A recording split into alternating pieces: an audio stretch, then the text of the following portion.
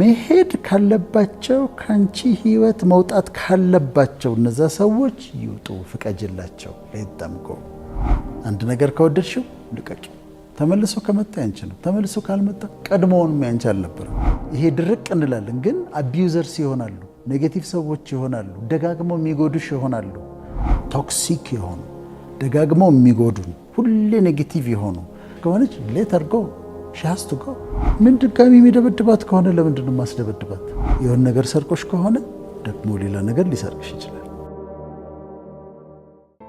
እኛ ለሰዎች የምንሰጣቸው ሰከንድ ቻንስ አለ ለሰዎች የምትሰጫቸው ሁለተኛ እድል አለ ግን ሳይኮሎጂ ከማስጠንቀቂያ ጋር ነው የሚናገርሽ ይሄን ያጠኑ ሰዎች ለሰዎች ሁለተኛ እድል ስትሰጪ ማስጠንቀቂያዎች አሉ ይቅርታ ማለት ምንም ፕሪኮንዲሽን የለውም ይቅርታ ነው ሁሌ ይቅርታ ትያለሽ you forgive ግን ያንን ሰው መልሰሽ ያንን ቦታ እንድትልትሰጪው ስትይ ግን ትጠነቀቂያለሽ ያንን ቦታ መልሰሽ ልትሰጪው ስትይ አሁን በእስረኞች ላይ ምናምን አጥንተው ነው ያሉት አራት መሰረታዊ ነገር ያስቀምጣሉ የመጀመሪያው ያ ሰው ስላጠፋው ጥፋት ኃላፊነቱን ይወስዳል ወይ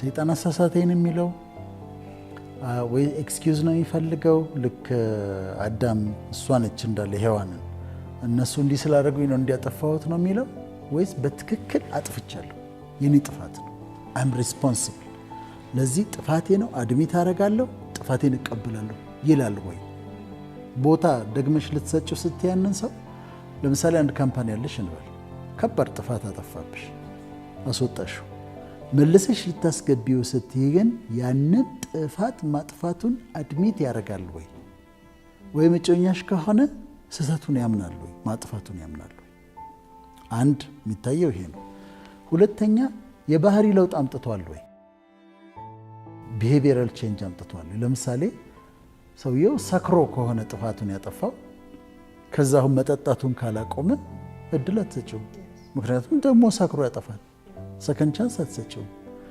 ተደባዳቢ ሆኖ ከሆነ ጥፋቱን ያጠፋው አሁንም እድል አትሰጪው ለምሳሌ አንዲት ሴት ጮኛዋ ተደባዳቢ ነው እንበል ደበደባት ጥሎ ከዛ ይሰበሰብና ሰው ሁለተኛ እድል ስጪው ባክሽ ይቅርታ አድርጊለት ይላታል ይሄ ሰውዬ መደባደብ አቁሟል መጠጣት አቁሟል ምን ድጋሚ የሚደበድባት ከሆነ ለምንድን ነው ማስደበድባት ስለዚህ ሰከንድ ቻንስ ለመስጠት ኮንዲሽኖች አሉ ይሄ ሰው መጠጡን አቁሞ ከሆነ መደባደቡን አቁሞ ከሆነ አስባበት ሰከንድ ቻንስ ሰጠዋለች ስለዚህ ባህሪ ለውጥ ያስፈልጋል ኃላፊነቱን መውሰድ አለበት ሶስተኛ የምታየው ተጸጽቷል ወይ ይሄ ሰው ባደረገው እቺ ሴት ወይም ይሄ ሰው ባደረገው ነገር ሁለተኛ ዳግም እድል የምሰጠው ተጸጽቷል ወይ ሪሞርስፉል ነው ወይ ሪግሬት አድርጓል ማድረግ አልነበረብኝም በፍጹም አጥፍቻለሁ በቃ እንዴት አደረኩት ብሎ ተጸጽቷል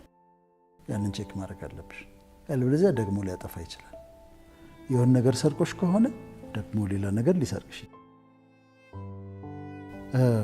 አራተኛው ጊዜው ወደ ኋላ ቢመለስለት ወደ ኋላ ጊዜው ሪዋይንድ ቢደረግ ምን ታደርጋለህ ብለሽ ትጠይቂዋለሽ ዲፍረንትሊ የምታደርገው ነገር ምንድነው እንዲያደርግ ነበር ብሎ መልካም አማራጭ ከመረጠ ለዛ ሰው ሰከንድ ቻንስ ሰጫለሽ ያለበለዚያ ግን ጠጥቶ አጥፍቶ አሁንም መጠጥ ካላቆመ ተደባዳቢ ሆኖ አጥፍቶ አሁንም ይደባደብ ከሆነ ሰከንድ ቻንስ እንድትሰጪው አይፈቀድም እና አንዳንድ ጊዜ ሰዎች ከህይወትሽ ሊወጡ ሲሉ you should let them go መሄድ አለባቸው if they have to go let them go ይሄ ድርቅ እንላለን ግን አቢዩዘርስ ይሆናሉ ኔጌቲቭ ሰዎች ይሆናሉ ደጋግመው የሚጎዱሽ ይሆናሉ እና መሄድ ካለባቸው ካንቺ ህይወት መውጣት ካለባቸው እነዛ ሰዎች ይውጡ ፍቀጅላቸው let them go if they have to go let them go እና ይሄን ማድረግ ያለብን ጊዜ ይኖራል በፍቅርም ግንኙነት ምን ይባላል if you love something set it free ይባላል if you love something set it free if it comes back it's yours if it doesn't it never was አንድ ነገር ከወደድሽው ልቀቂ።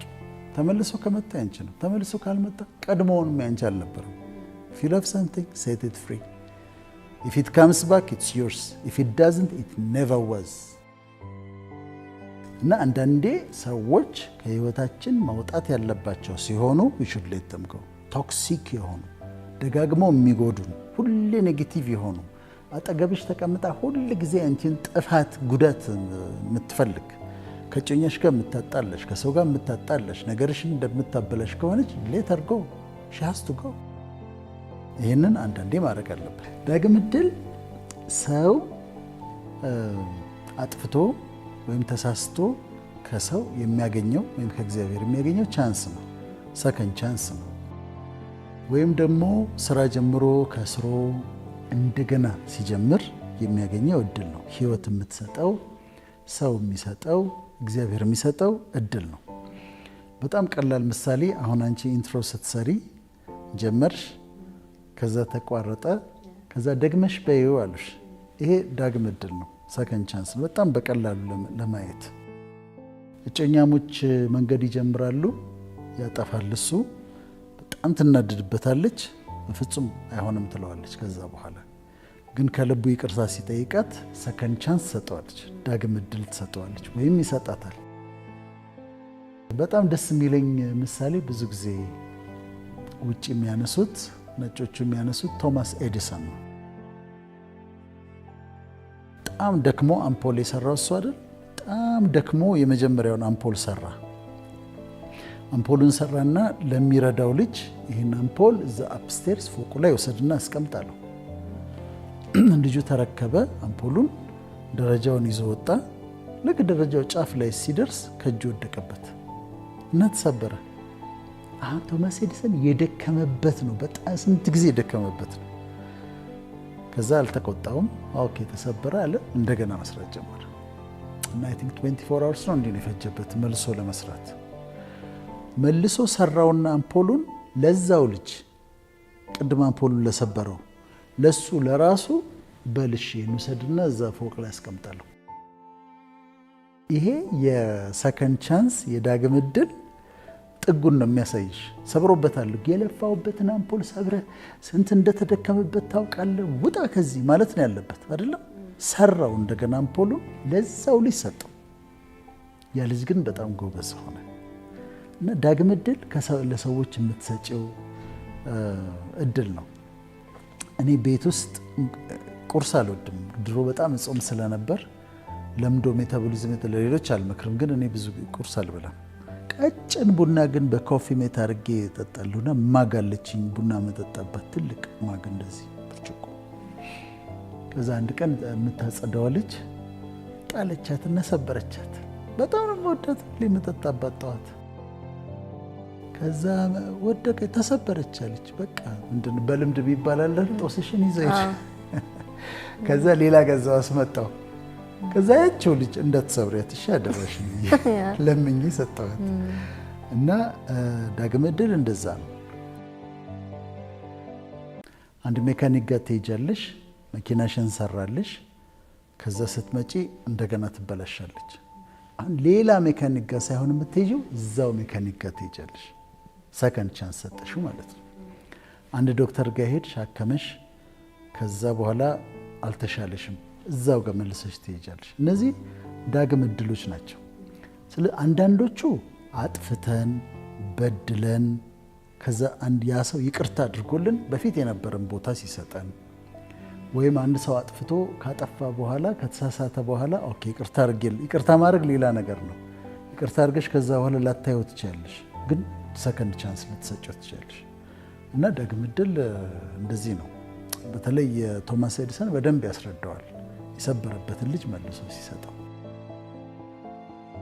የመጀመሪያውን አምፖል የሰራው ቶማስ ኤዲሰን። አሁን ከሱቅማ አምፖል ገዝተን ቢሰበር ምንም ማለት እሱ ግን የመጀመሪያ ፈጠራው አምፖል ከመፈጠሩ በፊት የሰራው ነው። እሱን ነው አስቀምጥ ያለው። ወስዶ ሲያስቀምጥ ግን ተሰበረ። በጣም ነው የሚያበሳጨው አይደለም? አሁን ለሱ ግን እሱ ኦኬ ደግሜ እሰራዋለሁ አለ። 24 ሰዓት ደክሞ ሰራው እንደገና ለዛው ልጅ በለ አስቀምጦ ነው ሰጠው። ይሄ ሰከንድ ቻንስ ከዛ እነዚህን ክራይቴሪያዎች ካየን በኋላ ግን ሰከንድ ቻንስ ስንሰጥ ይህን ካጣራሽ በኋላ በጣም መልካም ነገሮች ደግሞ አሉ። በሳይኮሎጂ ጥሩ ነገሮች አሉ።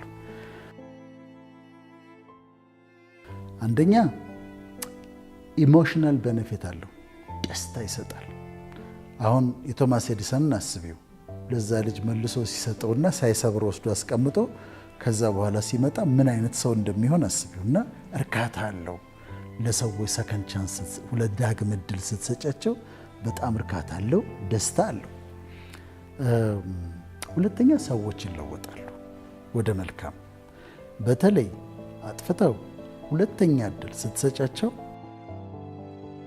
ከዛ ከተለወጡ በጣም ጥሩ ሰዎች ይሆናሉ። በጣም ጥሩ ሰዎች። እኔ አንድ ባለትዳሮች አውቃለሁ። ድሮ የሆነ ነው 20 ዓመትና ሚስትየው አጠፋች። ማለት ከባድ ጥፋት ነው ያጠፋችው። የኃጢአት ነገር ውስጥ ነው የገባችው። ስሙን ላለመጥራት ነው ስለሚከብደኝ። ከዛ ልትፈታት ትችላለህ አሉት። ቸርች ውስጥ ነበረ። ልትፈታት ትችላለህ፣ መብትህ ነው፣ ይሄ የተረጋገጠ ነገር ነው አሉት። አልፈታትም፣ ይቅርታ አደርግላታለሁ አለ። ከዛ ከባድ ውሳኔ ነው፣ ግን የሱ የግሉ ውሳኔ ነው።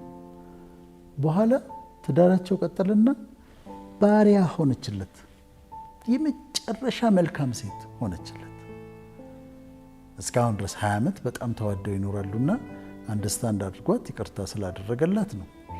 እና ሰዎች ይለወጣሉ።